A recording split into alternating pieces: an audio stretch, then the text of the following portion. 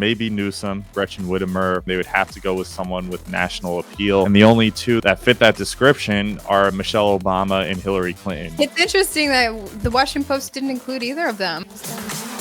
Within moments after the presidential debate ended on Thursday, Democrats seemed dead set on replacing Joe Biden, including left-leaning media. CNN opened its post-debate show saying Democrats are in a deep, deep panic over what just went down. But can a presidential candidate and a sitting president be replaced this late in the game? Is that even legal? CNN was very angry at Joe Biden for supposedly hiding his disabilities and his aging and his health. We all saw it. I don't know how CNN didn't. Here's Scott Jennings on CNN. This is what we got. We have been told for weeks by Democrats who say, oh, in private meetings, I've seen Joe Biden do cartwheels and handstands while doing trigonometry while solving all the nation's problems.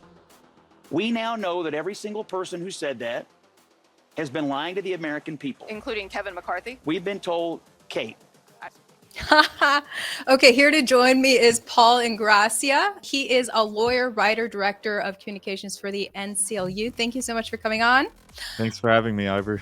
How do you think, how is it that Democrats and CNN supposedly didn't see Joe Biden's declining cognitive abilities?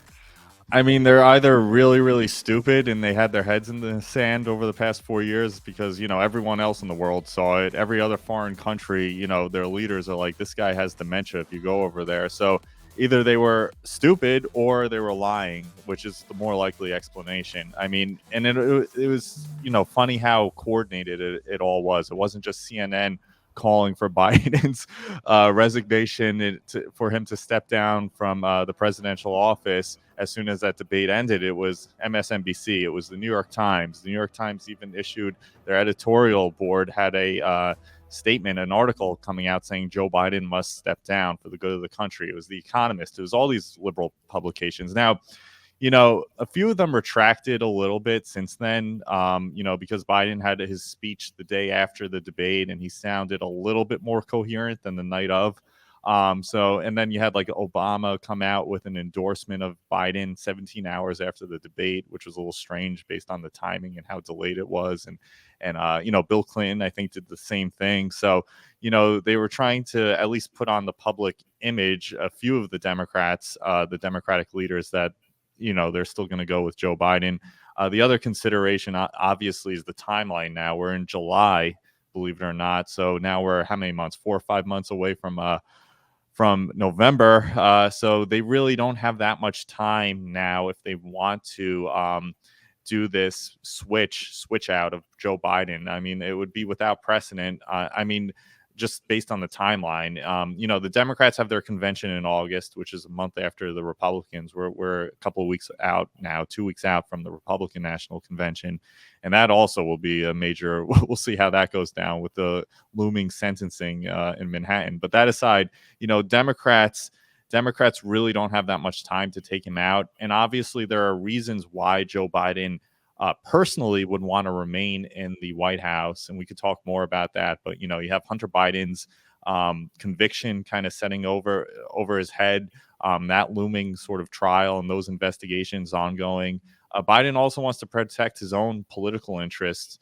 If he were to step down, he's potentially opening a can of worms for the DOJ to pursue investigations into him over his documents case. And there are other cases as well with the Ukrainian side, Burisma and Hunter Biden's connections there. All that really hasn't been investigated all the way to the final point yet. So there are reasons why he wants to stay in the White House and protect and have control, obviously, over the Department of Justice. And, you know, he's been in politics now for 50 years. He is the true consummate swamp creature. He is basically, if you were to personify the Washington, D.C. swamp as a single person, it would be Joe Biden. He's old, he's senile, but he feels very entitled that he deserves the presidency, and he's not someone who will just willingly step down to surrender the reins to Gavin Newsom. Because listen, Joe Biden has been in power since, you know, Newsom and even Obama were like school children in high school or middle school. I mean, he's been in in some sort of political office in Washington, D.C. since the early 1970s. So, I don't think that's going to be very easy for him. And then obviously the other side of it is also Dr. Jill, who is like this mad, power hungry woman who will do everything in her power to stay in office as well. She likes being on these. She just recently did a photo shoot for Vogue magazine. So, she loves the publicity. She loves being in the spotlight. She loves being the center of national attention. So no way is she also going to willingly step down as well. So it's an interesting scene that we're seeing, a story that's unfolding, and we'll kind of trace these developments over the next couple of weeks. But in my opinion, I don't think he's going to step down unless there's a reason for him, an emergency reason for him to be switched out. But short of that, I think he will remain their nominee. He doesn't seem like he wants to step down whatsoever. And yeah, Jill Biden was out there immediately after the debate at their after party saying, shouting at the crowd, Joe did such a good job. He answered all the questions. It was almost like she was cheering on an elementary school kid or something. It was so cringe.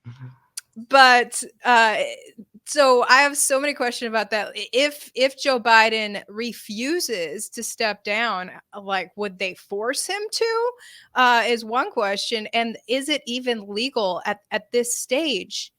Because I was told back in January that it was too late for the Democrats to switch out their candidates based on the legal process for nomination. Right? No, that's completely true. I mean, there's a line of succession. There's a constitutional line of succession. So if Biden were to step down from the presidency, now there are like two sides to this, Ivory. There's one where he agrees to serve out his term as president and then kind of hand the reins over to someone else. So then you're not dealing as much with the thorny constitutional succession issues. But then the other side of the coin is pressure among his own party to step down from the presidency, like at this point in time. And then in that case, the next in line would be Kamala Harris. So she would step up and become president. And then sort of, if she were to take that role, she would be sort of the presumptive nominee to take the reins this year, this November's election.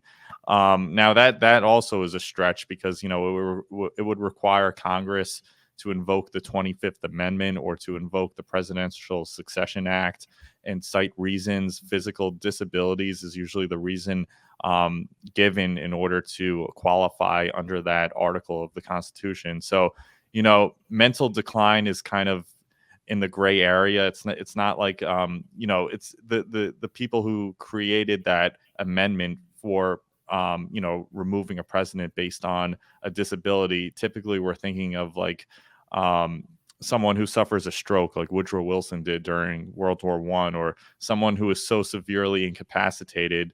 Maybe FDR is another example where he couldn't walk at all. If his condition had gotten worse, then they could use that as grounds for that amendment. Joe Biden's a different case because, I mean, he has mental decline. He's clearly has dementia. I mean, that's observable for anyone to see.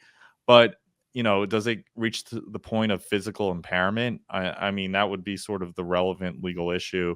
Now, he did seem very wobbly on the stage. He had to be literally escorted off by Jill Biden. It seems like he actually is losing his physical faculties in addition to his mental faculties. And listen, he challenged Trump to a game of golf, and he said he could drive the ball at a much further distance than Trump, which is ridiculous. I mean, the guy can't even stand straight. Honestly, he needs his wife to take him off the stage. So, I think he's also physically deteriorating in addition to the mental decline. But again, I think the real issue is not so much the legal issue, but the politics of it, because, Kamala Harris, her poll numbers, her approval rating is, believe it or not, even worse than Joe Biden. Joe Biden has the worst approval rating of any incumbent president at this point in his presidency since modern polling began. Kamala Harris is even below him. So obviously there's good reason not to want her in there to be the nominee. Now, then who would it be? Then it opens the question of who it would be if not for Kamala.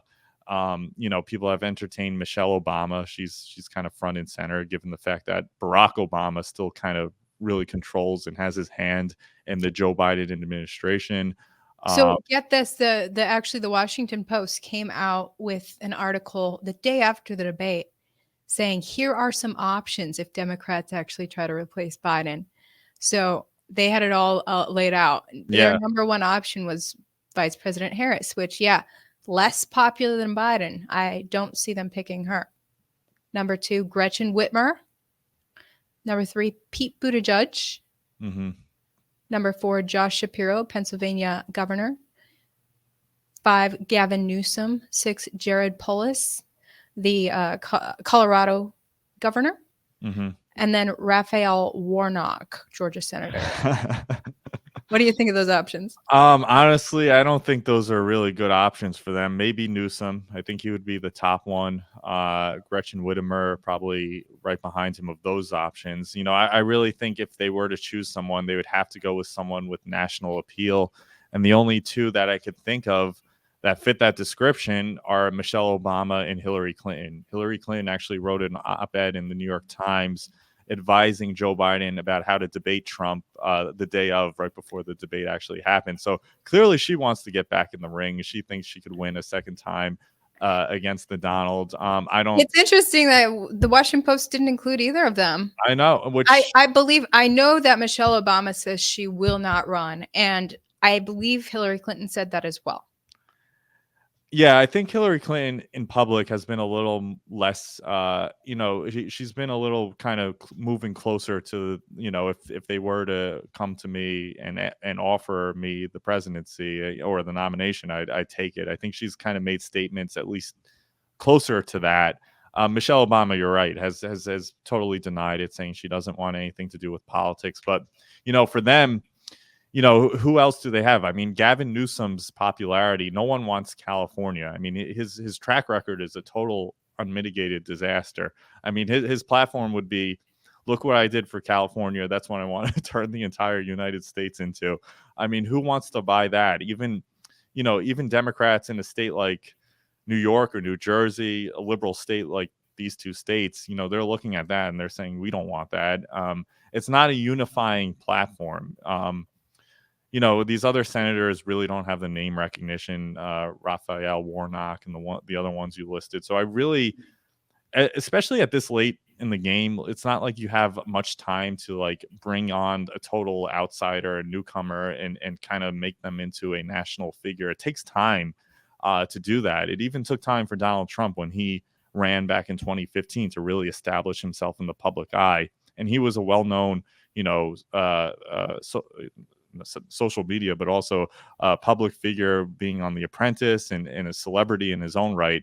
So, to get some random senator and throw them in there, it requires preparation. And then again, also, where does Kamala Harris play? I mean, she's waited 4 years as vice president. She feels like she deserves it. She has her people in the White House. What is she going to do? Just serve as another 4 years as vice president to this random senator who was just selected by Democratic Party leaders and just serve her term? I mean, I don't see that going down realistically, like as a viable option for them. I think there would be infighting between her side and whoever they choose, unless it's someone maybe like Michelle Obama. The issue is a lot of voters are just voting against Trump, though. They want a reason to vote against Trump. The media has succeeded in demonizing Trump enough to invigorate people to just vote against him. And the two most popular comments on this Washington Post article are enlightening. One says, quote, people just have to vote blue. It's super important. 2,500 likes on that comment. And then 3,000 likes on this one. I will always vote blue for women, for love, for democracy, for decency, for the environment. So those are Washington Post readers. Yeah. They are ready to, like, if are those real people? That's true. Could be a bot, but and thousands of bots liking the comment. I don't know. Could be. The truth is, a lot of people, as a journalist, I try to keep in touch with all sides. Mm-hmm. And Democrats, I know, feel this way. They Mm-hmm. want to just vote against Trump vote against Trump. And if they can find a candidate who seems coherent, they'll vote for him. Like, they're begrudgingly voting for Biden. Many of them right now, they're like, yikes, he's not a strong president, but it's better than Trump. That's what a lot on the left truly believe. And I think even people in the center, some of them. Now, of course, there are others, Democrats, who have switched to saying, I'm going to vote Trump. So everything's shuffling right now. But I think that, and we saw this actually the first time around when Biden first ran, is that people, even I interviewed voters in the Democrat primaries, they weren't excited for Biden. Nobody was excited for any of the 16 Democrat candidates, I believe it was. Because I interviewed these voters, but they said, whoever wins out of these primary candidates, I'm going to vote for him over Trump. Right. That was the main thing. So much of this is just anti-Trump. And CNN, after the debate, after saying that they're in panic mode over Biden, they also added, Trump did not do a good debate either, they said. Yeah. They said, first of all, he lied incessantly. So keep trying to take him. Now on the right, people are like, Trump did amazing. Right. And listen, I think he did do amazing. I mean, this was the first presidential debate in history where they're calling for their candidate to be removed 4 months away from election day. So, I mean, what better result than that? I mean, if he literally knocked him out. That's like the best result you could possibly get. I mean, some people were actually saying that Trump shouldn't debate Biden because if he did do as well as he did, that he'd have to debate someone else down the line because Biden will no longer be their candidate. It's interesting what they ultimately come around to. I mean, listen, the left obviously has been trying to smear Trump since day one. I think, a paper like the Washington Post, their ratings have taken a nosedive in recent years, New York Times as well. The fact that they tried to attach the convicted felon label to Trump kind of really imploded over the past 3 days between both the 1512 case with the Supreme Court decision exonerating basically most of these J6 defendants, including Trump himself, of the obstruction of justice charge, coupled now today with the presidential immunity case. I mean, it basically it knocks the wind out of the sails of this convicted felony accusation against him. And that has ramifications not just for the Supreme Court and for Jack Smith, but also for the state cases against him by Fannie Willis and Alvin Bragg in New York City. So, whatever they always try to throw at President Trump, it never sticks. I mean, back in the old days, they used to call him Teflon Don, and, he seems like more formidable and stronger than ever. I mean, this presidential campaign that he's running in 2024, he's doing better in the polls than he did at any other point in his 2016, or at this point, rather, in his 2016 and 2020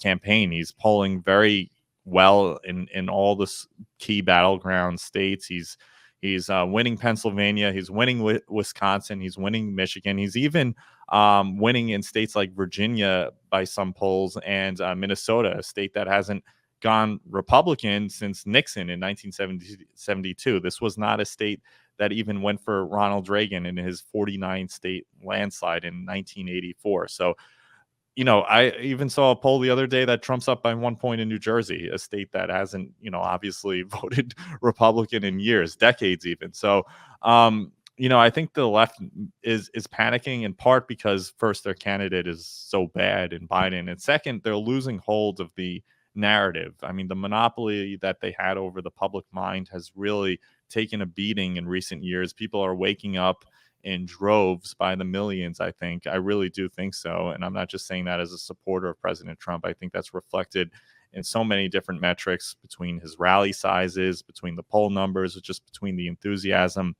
with this presidential campaign, and how unprecedented it is with all this lawfare being waged against him.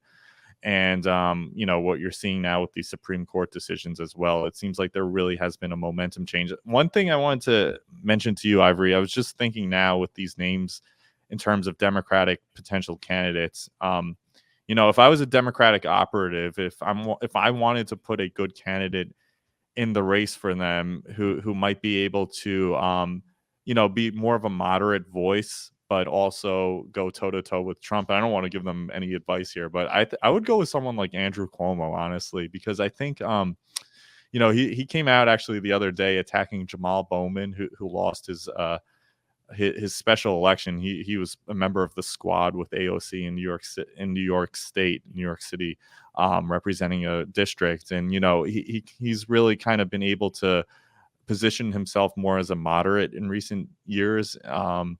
And I just in recent since he's resigned from the governorship, and I think someone like that actually would probably be their best bet. I know the left and the Democrats hate straight white men, especially, but it seems like they always make the best candidates for whatever reason. I mean, they're talking about Gavin Newsom being another example, but his track record is just so atrocious. He's able to kind of frame himself as a moderate, like in his rhetoric, but the record just goes to show how far left and how crazy California is. He's destroyed San Francisco, used to be one of the most beautiful cities in the United States, the Paris of the West, totally destroyed with homelessness, crime, people using drugs on the streets. I mean, I know it in Manhattan, it's the same way with illegals, people urinating in the subways all over the place. It's disgusting what our once great cities have turned into. So, just because of all those liabilities, I don't see him being a very viable candidate for them. I know I jumped on to a lot of different points over here, but I think if they were to pick someone that might be able to unify the party, someone like Andrew Cuomo might actually be a good candidate for them. But Gavin Newsom is handsome and well-spoken and That's true. poised, and so many voters just kind of vote based on he acts like he knows what he's doing. Well, I remember that's what they were saying about Andrew Cuomo during the COVID thing. That all the women on The View were saying how handsome the guy was. So I'm just thinking along those lines too. I remember back then. I don't know if they've changed since then, but obviously they're saying the same thing now with Newsom in California. Well, I just want to point out the obvious that there's actually a Democrat still running, RFK Jr. The Democrats could just slide him in.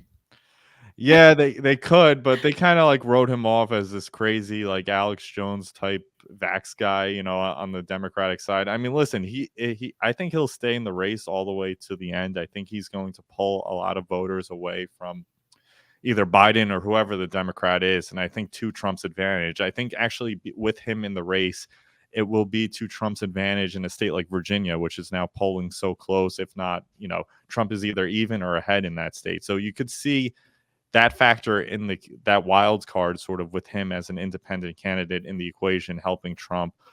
So I think, and I think party leaders are just too disgruntled by what he's done. They see his third party run as an act of betrayal, and he's just too unorthodox on the vaccine and on foreign policy and a few other issues that are real democratic policy issues that you can't compromise your principles on in their eyes. So I just don't see him them kind of nominating him as their candidate, although you never know what happens. We're living in a crazy unpredictable political environment, so anything could happen, but I just don't see that as a viable option for them either.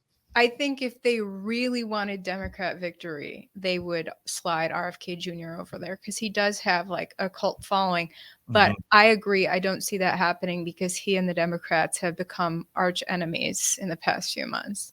Yeah, I think so. Especially the woke faction of their party. The extreme LGBT movement, the pro-Palestinian movement. I don't think he'd be able to unite those factions, and it's actually incredible to see. We just ended Pride Month here, and there was you actually had a more muted, in my opinion, Pride Month than you've seen in recent years, and I think part of that is because of all these pro-Palestinian protests, which, you know, obviously the Democrats see as their people as well, and they don't want to create further divisions within their party in a critical presidential election year. I mean, there were actually fights that broke out between the pro-Palestinian protesters and the LGBT protesters in Manhattan, and I just saw it yesterday. There was a huge Pride Month, and they were all fighting each other. So, and they all hate Biden too. So it's they have a real issue, some major issues. Genocide Joe. Yeah, that's for sure. Well, yeah, Palestinians are not gay friendly. No, they're not. They're not, and that's part of the reason why there were fewer, I think, rainbow flags in Manhattan this year. Wow. Okay, so let me get your take on this. A lot of people think that this debate was held early on purpose to test Joe out to see if he was with it cognitively, and if not, we have a few months to switch him out. Yeah, it could be a possibility. I think that's part of the reason why they wanted to test him out. I think another reason, I mean, they they apparently prepared him for like 2 weeks in Camp David. So he had like 14 days in the basement doing major serious debate prep with one of his top advisors, like pretending to be Trump, going against him. I can't imagine how he would have been without all that debate prep, because listen, it was a real implosion on the stage for him. So maybe it was too much prep. He got burnt out. Could have been over prep. He could have burnt out. I mean, I know after they put out his schedule saying by 4 p.m. he lights out for Joe. He needs to go to bed. So I know that they said he's only available between the hours of 10 a.m. and 4 p.m. So I know that the debate prep, if that's true, was a late night for Joe. So you got to give him a lot of credit for doing that, for staying up 5 hours past his bedtime and going toe to toe with President Trump. So, you know, I don't know. It could be a possibility. They could be testing the waters. You know, I still think it's too late in the game, even if that were the strategy that they were pursuing. Wow. I was surprised at how well Trump did and how poorly Joe Biden did, because the last debate they had, I got to say, I think Biden won their last debate, but that was 4 years ago. Biden was more with it. And Biden has been a career politician. He's done so many debates like this. He had a leg up on Trump, but he's just really declined. And Trump was so smooth this time. Like, I feel like the last debate, Trump was a little frazzled, and this debate, Trump was on it and did fantastic, despite what CNN said. Okay, maybe this is the last question. Has this ever happened? Something like this ever happened in history? People have thrown around the names of Presidents Johnson and Nixon as similar situations where the president left early. Not quite like this. I mean, this is really like a perfect storm of like real unprecedented things going on for Biden. First, you have all the lawfare, obviously, against Trump and him being prosecuted by the Department of Injustice. You know, they're waging basically a banana republic type political prosecution against the leading contender to be the 47th president of the United States. So, I mean, with that aside, that in and of itself is historic.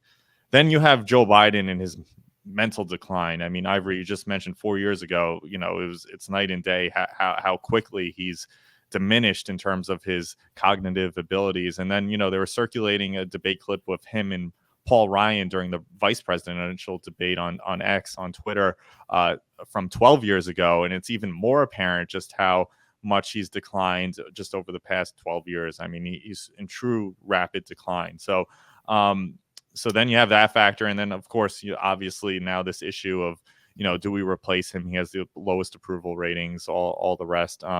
You know, it's a very difficult situation. He is the incumbent. It's not like he's running, you know, as an outsider trying to get into the White House, where, you know, a switch might be a little bit easier in that case. He is the incumbent. So there are, and his son is under indictment. His son was convicted as well, and he's under criminal investigations of his own. So there's every incentive to stay in office for him, I think, financially, politically, personally. you know, and his wife is basically his caretaker now, and she has all her own interests to protect as well. So I would say no, we don't. We have rough, we have Johnson, we have Nixon, but there's nothing that quite compares to what's going on right now with Joe Biden. Yeah, quite something. This will be interesting because Democrats really seem to want him out bad. Okay, Pauline Gracia, thank you so much for coming on and help break this down for us. Everyone can go read Paul's Substack here. He has an article on this very topic. Yep, quite a Thank you lot. so much. Thank you so much, Ivory. It was a pleasure.